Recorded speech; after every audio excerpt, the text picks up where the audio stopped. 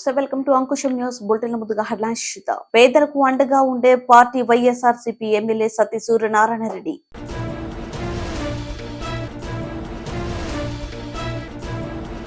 చంద్రబాబు ఒక Hitler. Vijayawada MP Kesineni Nani ఆగ్రహం.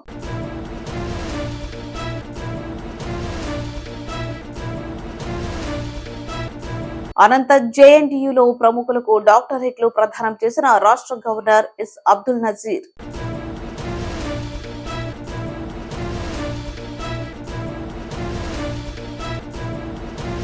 బీసీలకు వెన్నెముక తెలుగుదేశం పార్టీ. సత్యసాయి జిల్లా తెలుగుదేశం పార్టీ అధ్యక్షులు, నియోజకవర్గ in charge BK Parthasarathi.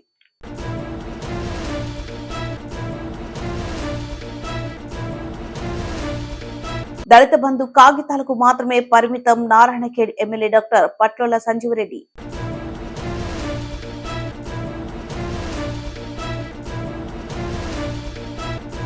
All Andhra drivers cleaner welfare association ఆధ్వర్యంలో రాష్ట్ర వ్యాప్తంగా డ్రైవర్లు నిరసన.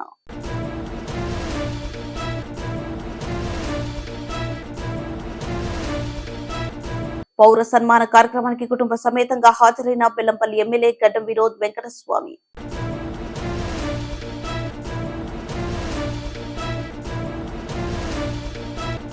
తూర్పు గోదావరి జిల్లా అనపర్తి నియోజకవర్గంలోని అనపర్తి మండలం పీరరామచంద్రపురం, దుప్పలపుడి, మహేంద్రవాడ, కొప్పవరం, లక్ష్మీ నరసాపురం గ్రామాలలో వైఎస్ఆర్ పెన్షన్ కానుకలు 2750 నుండి 3000కు పెంపు మరియు నూతన పెన్షన్ల పంపిణీ కార్యక్రమంలో భాగంగా పెన్షనర్లతో ఏర్పాటు చేసిన సమావేశంలో పాల్గొన్న అనపర్తి శాసనసభ్యులు డాక్టర్ సత్తి సూర్యనారాయణ రెడ్డి పెన్షన్ల పంపిణీ చేశారు. ఈ సందర్భంగా డాక్టర్ సత్తి సూర్యనారాయణ రెడ్డి శాసనసభ్యులు మాట్లాడుతూ, ఎన్నికల ముందు వైఎస్ జగన్మోహన్ రెడ్డి తాను ముఖ్యమంత్రి అయిన తర్వాత దఫాలుగా పెన్షన్ 3000 రూపాయలకు పెంచుతానని హామీ ఇచ్చారని, ఇచ్చిన మాట ప్రకారం ముఖ్యమంత్రి అయిన తర్వాత పెన్షన్ ను దాఫలుగా పెంచుతూ 3000 రూపాయలు చేశారని, గతంలో ఏ ప్రభుత్వము ఈ విధంగా పెన్షన్ 3000 రూపాయలు ఇవ్వలేదని, గతంలో అయితే 65 ఏళ్లు నిండితే కానీ పెన్షన్ వచ్చేది కాదని, కానీ ఇప్పుడు 60 ఏళ్లకే పెన్షన్ వస్తుందని, అలాగే గతంలో పెన్షన్ కోసం పంచాయతీ కార్యాలయాలకు వెళ్లి ఎక్కువసేపు వేచి ఉండాల్సి వచ్చేదని, కానీ ఇప్పుడు ఆ పరిస్థితి లేదని వాలంటీర్ల సహకారంతో ఇంటి వద్దకే పెన్షన్ అందిస్తున్నామని తెలియజేశారు. అనంతరం పాత మరియు కొత్త పెన్షన్దారులకు పెన్షనర్లను అందించారు.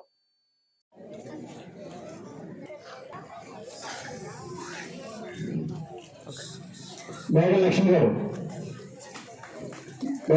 గారు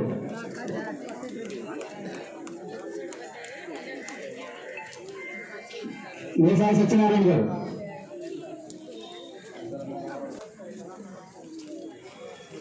చూడండి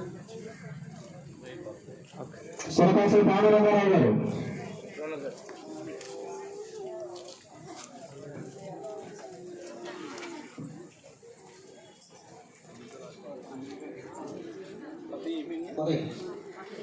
సార్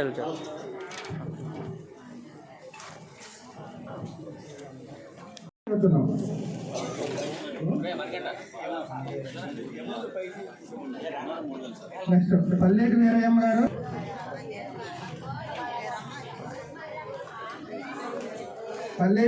గారు, గతంలో 2750 రూపాయలు ఇచ్చేవారు, పెంచి 3000 ఇస్తున్నారు.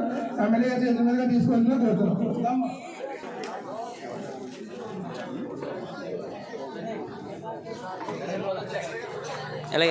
సిద్ధాపత్తుల బాపూజీ గారు పెన్షన్ తీసుకోవాల్సిన కోరుతున్నాం. బాపత్తుల బాపూజీ గారు,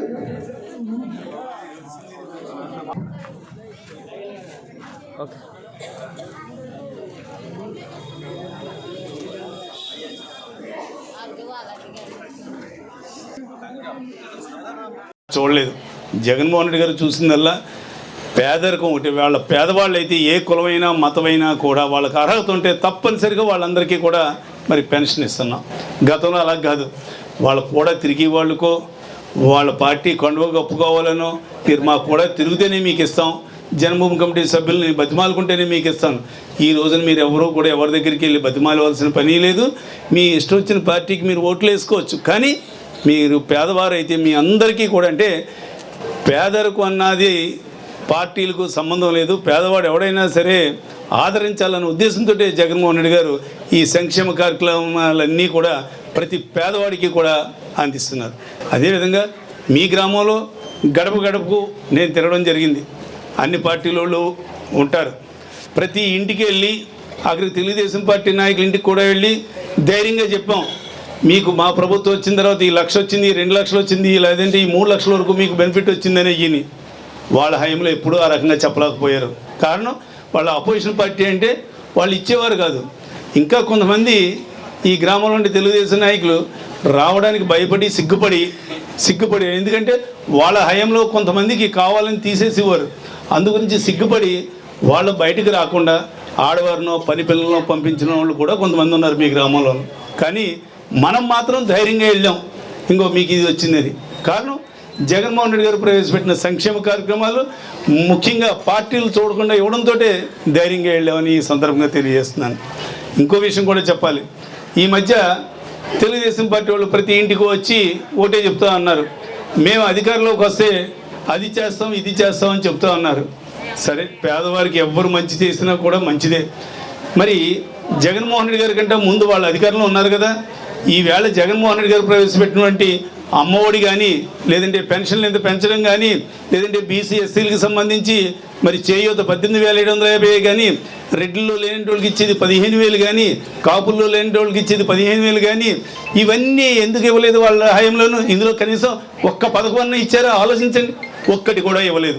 కానీ రేపు మాత్రం మేము అధికారంలోకి వస్తే ఇస్తామంటున్నారు. కారణం రేపు ఏదో రాగా ఎలక్షన్లో గెలవాలంటే ఏదో వాగ్దానాలు చేసి ప్రజలను మోసగించి ఓట్లు వేయించుకుంటే మళ్ళీ 5 ఏళ్ళే కదా తర్వాత చూసుకోవచ్చు అన్న ఉద్దేశంతో నిజంగా వాళ్ళకి పేదల పట్ల చిత్తశుద్ధి ఉంటే తప్పనిసరిగా ఈ పథకాల్లో ఏదో 1-2 పథకాలను ఇచ్చి ఉండాలి కదా.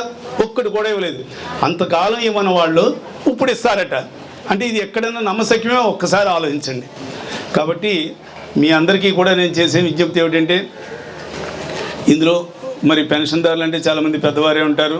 అన్నీ కూడా మీకు తెలుసు. ఏ ప్రభుత్వంలో ఏ రకంగా ఇచ్చారు అన్నది విషయ జ్ఞానం అంతా కూడా పరిజ్ఞానం బాగా ఉన్నవాళ్ళే. మీరు బాగా ఆలోచించి నిర్ణయం తీసుకోండి. ఎవరు చెప్పింది నిజం, ఎవరు చెప్పింది అబద్ధం, అదేవిధంగా ఎవరు చెప్పింది చేశారు, ఎవరు చెప్పింది చేయలేదు, పేదలకు ఏ ప్రభుత్వం వచ్చిన తర్వాత ఈ సంక్షేమ కార్యక్రమాలు బాగున్నాయి అన్నది కూడా మీరు ఆలోచించి నిర్ణయం తీసుకోండి. తెలుగుదేశం పార్టీ జాతీయ అధ్యక్షుడు మాజీ ముఖ్యమంత్రి నారా చంద్రబాబు నాయుడు ఒక్క హిట్లర్ అని తెలుగుదేశం పార్టీ ఎంపీ కేశినేని నాని అన్నారు. గత వారం రోజులుగా విజయవాడ రాజకీయం హీట్ ఎక్కడంతో కేశినేని నాని ఎంపీ వార్తలు లేకెక్కారు. కేశినేని నానికి వచ్చే ఎన్నికల్లో విజయవాడ ఎంపీ టికెట్ ఇవ్వనని చంద్రబాబు చెప్పడంతో ఒక్కసారిగా విజయవాడ రాజకీయం వేడెక్కింది. నాని బహిరంగంగానే చంద్రబాబుపై విమర్శలకు రంగం సిద్ధం చేసుకుంటున్నారు.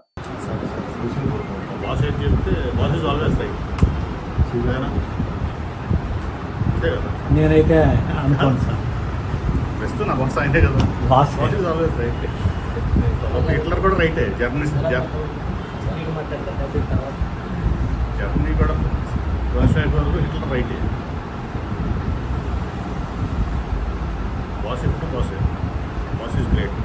అనంతపురం జేఎన్టీయూలో ప్రముఖులకు డాక్టరేట్లను ప్రదానం చేసిన ఏపీ రాష్ట్ర గవర్నర్ ఎస్ అబ్దుల్ నజీర్ వివిధ రంగాల్లో విశిష్ట సేవలు అందించిన ప్రముఖులకు జేఎన్టీయూ యూనివర్సిటీ డాక్టరేట్లను ప్రదానం చేసింది. ఈ కార్యక్రమంలో రాష్ట్ర గవర్నర్ పాల్గొన్నారు. ఈ కార్యక్రమంలో పాల్గొనేందుకు అనంతపురం జేఎన్టీయూలోని అతిథి గృహంలో శనివారం జిల్లా పర్యటనకు విచ్చేసిన రాష్ట్ర గవర్నర్ ఎస్ అబ్దుల్ నజీర్ కి పుష్పగుచ్చాలు అందించి అనంతపురం ఎంపీ తరారి రంగయ్య, జిల్లా కలెక్టర్ ఎం గౌతమి, సాంకేతిక విద్యాశాఖ commissioner C Nagarani, Zilla Parishad chairperson Boya Girijamma, JNTU vice chancellor doctor Jinkaranga Janardhana, DIG RN Ammireddy, జిల్లా ఎస్పీ కేకేఎన్ అన్బురాజన్, నగరపాలక సంస్థ మేయర్ వసీం, ఉన్నత విద్యా మండలి చైర్మన్ కె హేమచంద్రారెడ్డి తదితరులు ఘన స్వాగతం పలికారు. అనంతరం రాష్ట్ర గవర్నర్ పోలీసుల గౌరవ వందనం స్వీకరించారు. ఈ కార్యక్రమంలో ప్రిన్సిపల్ సత్యనారాయణ, రిజిస్ట్రార్ శశిధర్, ఆర్డీఓలు గ్రాంతి వెంకటేష్, రాణి సుష్మిత, ఎగ్జిక్యూటివ్ కౌన్సిలర్, మెంబర్లు తదితరులు పాల్గొన్నారు.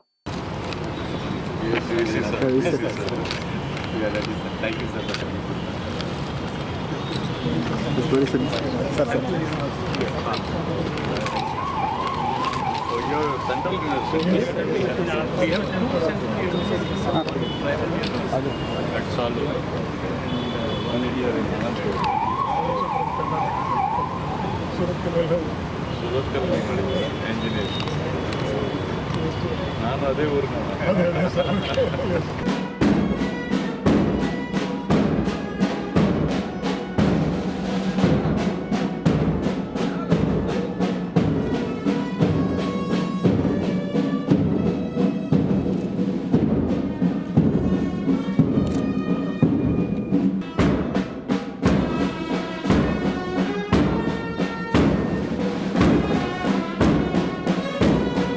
you to the degree of Doctor of Science honoris causa on account of your eminence and attainments.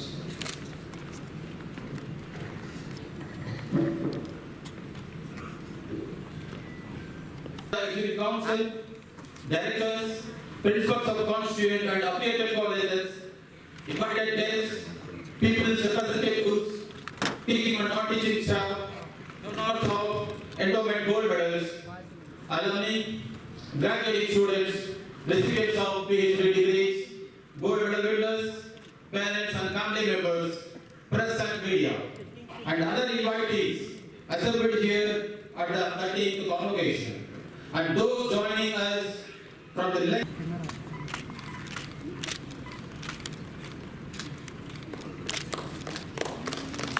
Don't clap.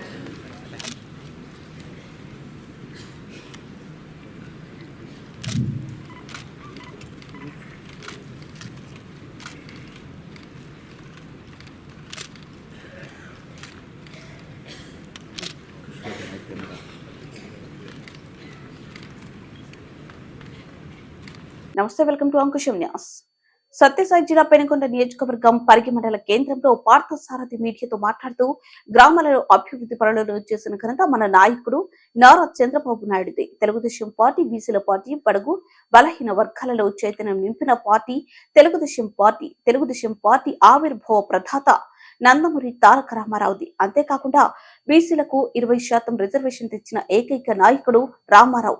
అనంతరం అదే రిజర్వేషన్ 14% పెంచి 34%కి బీసీలకు అండగా నిలబడింది తెలుగుదేశం పార్టీ చంద్రబాబు నాయుడు. అయితే ఇప్పుడున్న వైఎస్ఆర్ ప్రభుత్వం బీసీల వెన్నెముక విరిచింది. కనీసం బీసీ కార్పొరేషన్లు ఏర్పాట్లు చేసి నిధులు ఇవ్వలేని దౌర్భాగ్యపు పరిస్థితి జగన్మోహన్ రెడ్డిది. ఇటువంటి తరుణంలో రాష్ట్ర ప్రభుత్వం చెందాలంటే చంద్రబాబు నాయుడు ముఖ్యమంత్రి కావాల్సిన అవసరం ఎంతైనా ఉందని, వచ్చే ఎన్నికల్లో తెలుగుదేశం పార్టీ ఘన విజయానికి నాంది పలకాలని తెలియజేశారు. ఈ కార్యక్రమంలో మండల నాయకులు, కార్యకర్తలు, అభిమానులు పాల్గొన్నారు. అందరికీ నమస్కారం. మొన్నటి రోజున విజయవాడ నగరంలో తెలుగుదేశం పార్టీ జైహో బీసీ సమావేశాన్ని ఏర్పాటు చేయడం జరిగింది.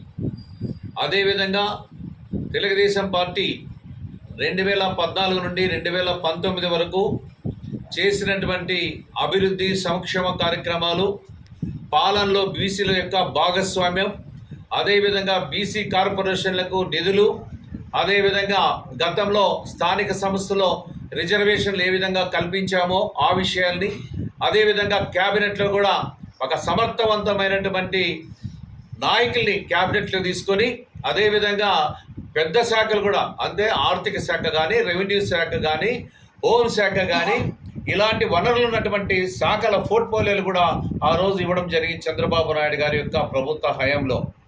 అదేవిధంగా మనం చూసాం, ఆ రోజు ఎన్నో కార్పొరేషన్లకు నిధులు ఇచ్చాం. ఆ నిధులు ఇచ్చి ఆ కార్పొరేషన్ల ద్వారా ఖర్చు పెట్టడం జరిగింది. అయితే ఈనాడు జగన్మోహన్ రెడ్డి ప్రభుత్వ హయాంలో బీసీలుగా కార్పొరేషన్లు ఏర్పాటు చేసామని చెప్తున్నారు, కానీ ఒక తూటుబొట్టు కూడా ఇవ్వలేనటువంటి చరిత్ర జగన్మోహన్ రెడ్డికే ఉంది. అదేవిధంగా ఆనాడు నందమూరి తారక రామారావు గారు ముఖ్యమంత్రిగా ఉన్నటువంటి సందర్భంలో ఆ రోజు 20% రిజర్వేషన్ల స్థానిక సంస్థలు ఇవ్వడం జరిగింది. అదేవిధంగా చంద్రబాబు నాయుడు గారు ముఖ్యమంత్రి అయిన తర్వాత 34% రిజర్వేషన్లు ఇచ్చి స్థానిక సంస్థలో పాలనలో భాగస్వామ్యం చేయడం జరిగింది బీసీల్ని. అదే జగన్మోహన్ రెడ్డి వచ్చిన తర్వాత 20% కుదించడం జరిగింది. దాదాపు 50,000 మందికి డైరెక్ట్గా, ఇండైరెక్ట్గా ఎంపీటీసీలుగా, సర్పంచ్లుగా, అదేవిధంగా జిల్లా పరిషత్ చైర్మన్స్గా పనిచేసే హక్కుని కూడా కాలరాయడం జరిగింది. అదేవిధంగా చంద్రబాబు నాయుడు ప్రభుత్వంలో కార్పొరేషన్లకు నిధి ఇచ్చాం.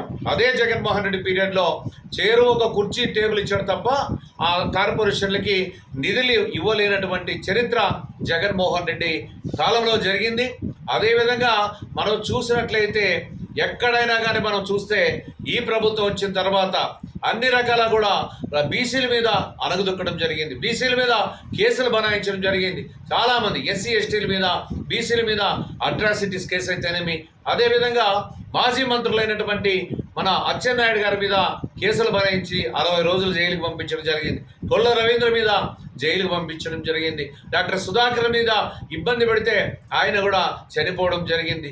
అదేవిధంగా చిత్తూరులో ఒక జడ్జి రామకృష్ణ మీద కూడా విపరీతమైనటువంటి కేసులు బనాయించడం ద్వారా ఆయన కూడా ఇబ్బందులు పడడం జరిగింది. అదేవిధంగా సలాం అనేటువంటి కుటుంబం కూడా రైలు పట్టాల కింద పడుకొని 4 వ్యక్తులు కూడా చనిపోవడం జరిగింది నంద్యాల పట్టణంలో. అంటే ఈ ప్రభుత్వం వచ్చిన తర్వాత అట్టడుగు స్థాయికి చెందినటువంటి బీసీ వర్గాలు, అల్పసంఖ్యాక వర్గాల మీద విపరీతమైనటువంటి దాడులు, కేసులన్నీ కూడా బనాయించడం జరిగింది.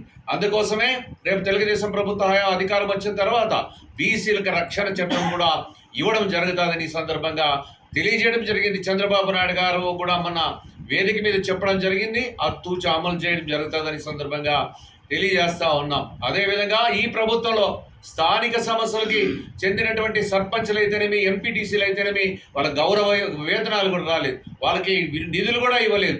ఈరోజు సర్పంచ్లు ఉత్సవ విగ్రహాలుగా ఉన్నారంటే అది జగన్మోహన్ రెడ్డి పీరియడ్లో. కానీ చంద్రబాబు నాయుడు గారి ప్రభుత్వంలో నిధులు ఇచ్చాం, పుష్కలంగా నిధులు ఇచ్చాం, వాళ్ళకి బాధ్యతలు ఇచ్చాం, హక్కులు ఇచ్చాం, వాళ్ళకి బలోపేతం చేయడం జరిగింది. పంచాయతీరాజ్ వ్యవస్థని ఏది గ్రామీణ ప్రాంతాలు అభివృద్ధి చెందితేనే ఈ రాష్ట్రం కానీ ఈ దేశం కానీ అభివృద్ధి చెందుతుందనేటువంటి కలలుగన్నటువంటి మహాత్మా గాంధీ కలలే ఏది పంచాయతీరాజ్ వ్యవస్థ బలోపేతంగా ఉండాలనేది ఆ మహాత్ముడు కన్నటువంటి కళ.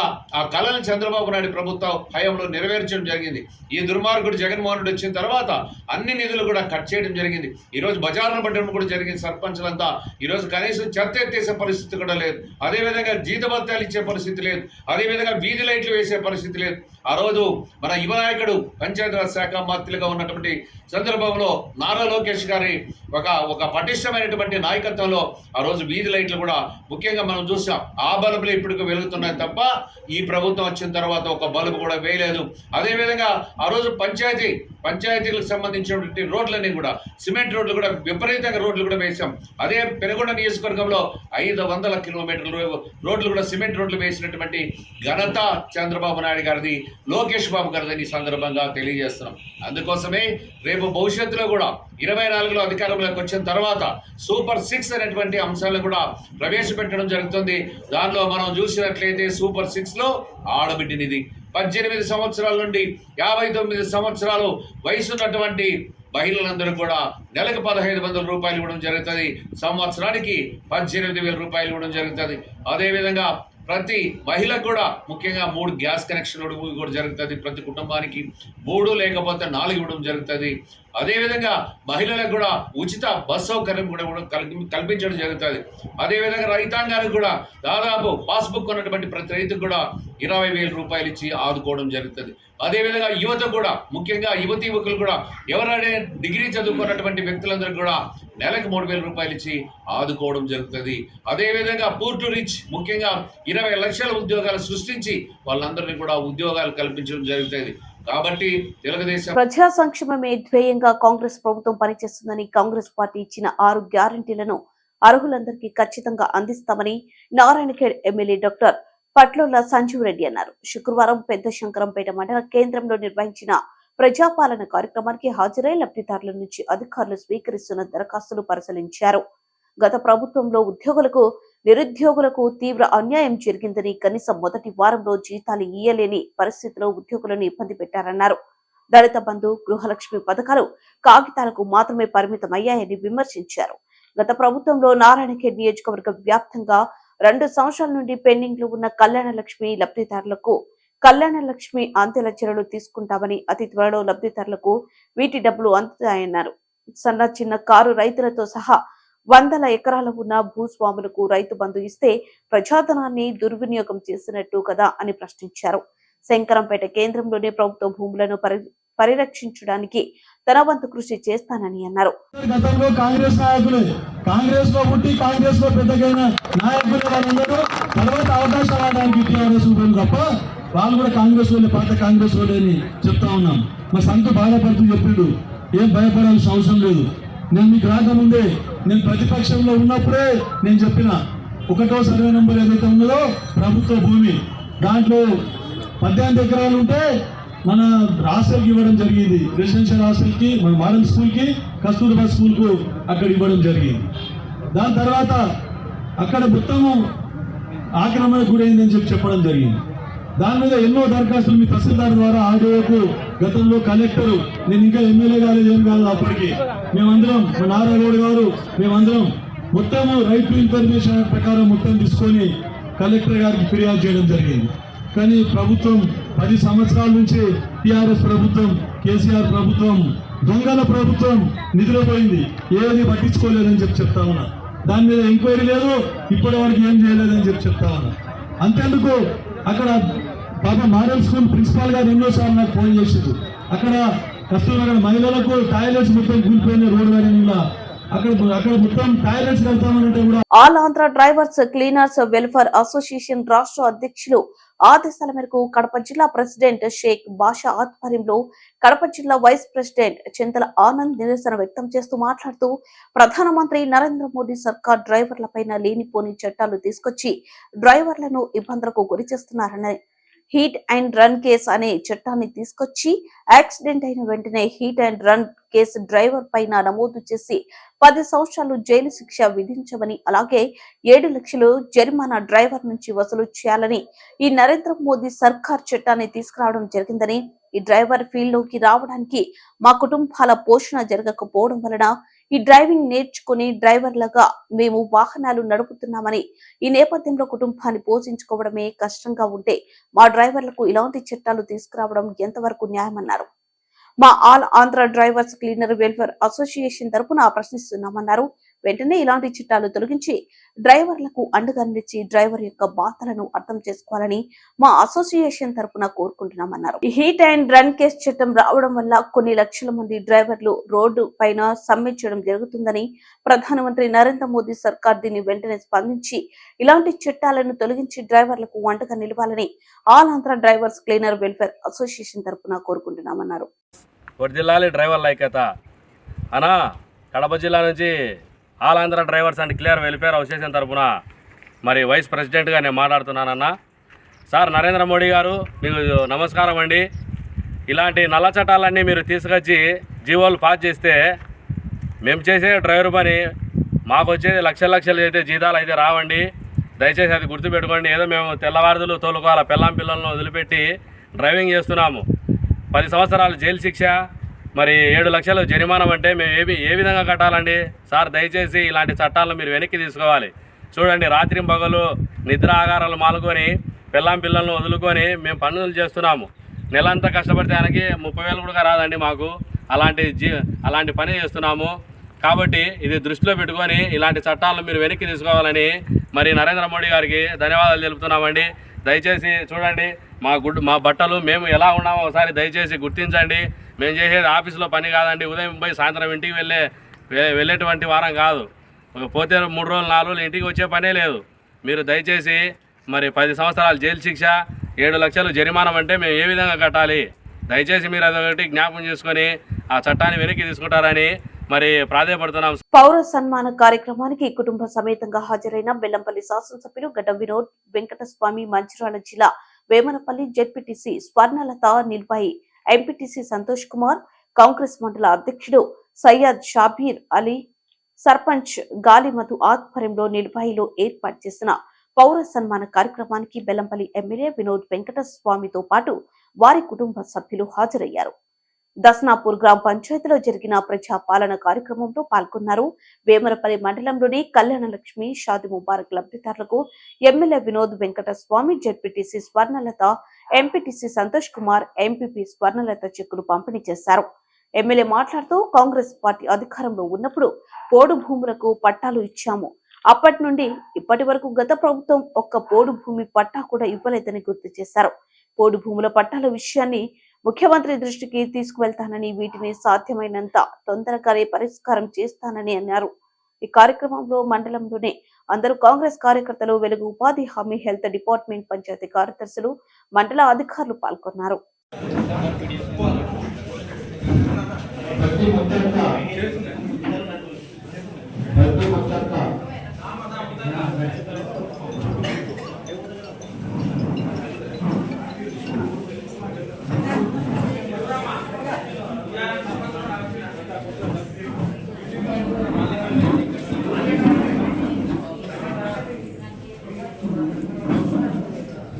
నిర్మాణ నీలక్క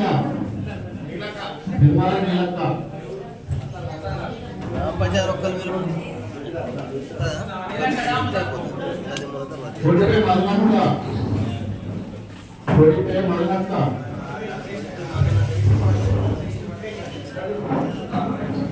వేల్పుల భారతి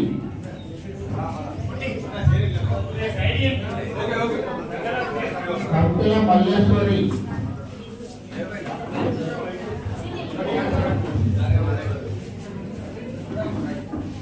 వ్యాడి కమల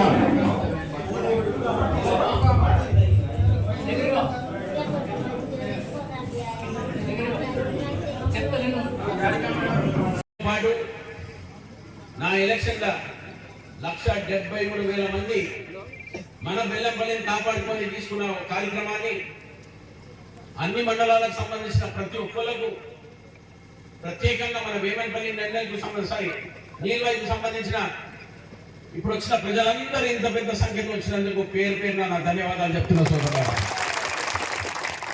ముఖ్యంగా దాంతో పాటు నేను నా బాధ్యత మా సంతుడు మా సంతుడు ఏం చేసినంటే నా భార్య తమ్ముడు అని పెట్టి ఆయన పేరు పెట్టేసిన అమ్మా అంటే ఆయనకు నా మిస్సెస్ తోని వాళ్ళ నాయనతోని నాకు చాలా నారాయణరావు సార్తో నాకు చాలా పర్సనల్ సంబంధం ఉండే అప్పటి నుంచి ఈ కుటుంబ సభ్యత్వాన్ని కంటిన్యూ చేస్తున్నాం. ప్రత్యేక ధన్యవాదాలు చెప్తున్నా ఆయన్ని.